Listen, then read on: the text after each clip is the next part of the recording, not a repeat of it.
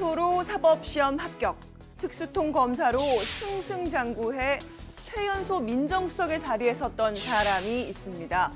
원칙을 강조하는 검사, 정말 영화 속 주인공 같은 모습이었죠. 양지든 음지든 그거 다 국가와 민족을 위한 일 아니겠습니까?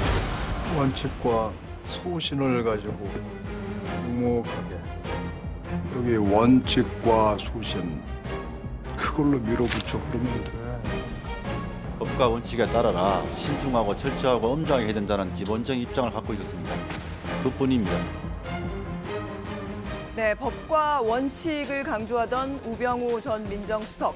법원은 오늘 우 전 수석에게 국가 혼란을 더욱 악화하는 결과를 초래했다면서 2년 6개월의 실형을 선고했습니다.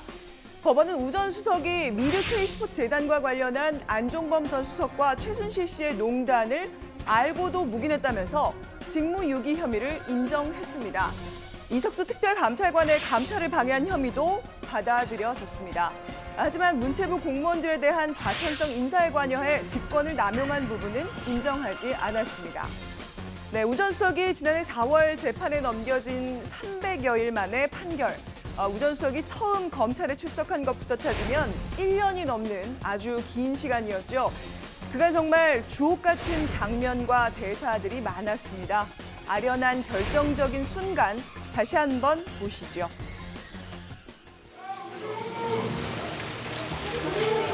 가족회사 자금 유용한 것에 대해서는 인정하십니까? 검찰에서 성실하게 답변하겠습니다.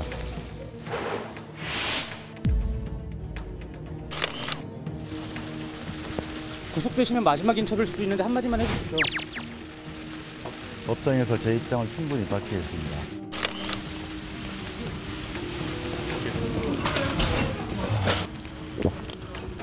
이게 제 숙명이라면 받아들이고 또 헤쳐나가는 것도 제 몫이라고 생각합니다.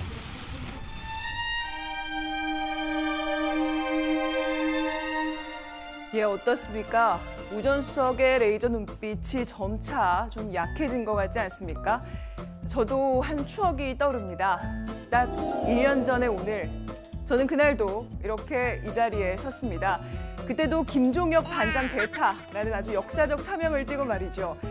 그날 검찰이 우 전 수석에게 처음 청구한 영장이 기각됐습니다. 그래서 저는 우병우 구속 불발, 멀어진 의혹 규명으로 제목을 뽑았더랬죠. 어떻습니까? 1년 전인데도 좀 어려 보이지 않습니까? 예, 아무튼 이 숙명이라면 헤쳐나가겠다라고 했던 우 전 수석. 막판엔 다시 힘을 냈었습니다. 잠시 풀렸던 레이저 눈빛도 돌아왔는데요. 한번 보시죠.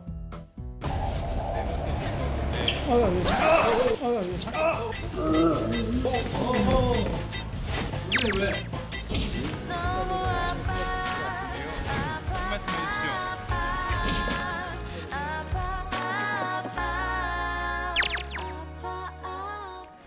많이 아팠을까요? 이 모습이 마지막이었습니다. 이날 새벽에 검찰이 세 번째로 청구한 영장이 발부돼서 우 전 수석은 이 차를 타고 향한 구치소에 바로 구속 수감됐습니다. 재판을 받는 내내 우 전 수석 정치 보복, 표적 수사를 주장해왔지만 이런 법꾸라지였던 우병우 전 수석도 실형을 피해가진 못했습니다. 결국 법정에 선 사람들의 진술이 결정적인 역할을 했습니다.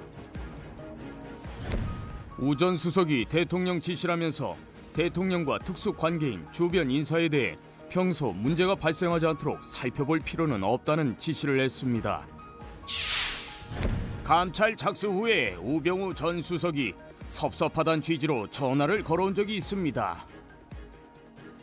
네, 여기에 법원은 이제 국회에서 우리가 들었던 그 우 전 수석이 한 많은 말들, 거짓으로 볼 가능성이 크다고 인정은 했습니다. 하지만 국회 고발이 제대로 이뤄지지 않은 상황에서 기소된 관계로 무효라는 판단이 내려졌습니다. 2014년 6월 광주지검에 압수수색하지 말라고 전화했습니까?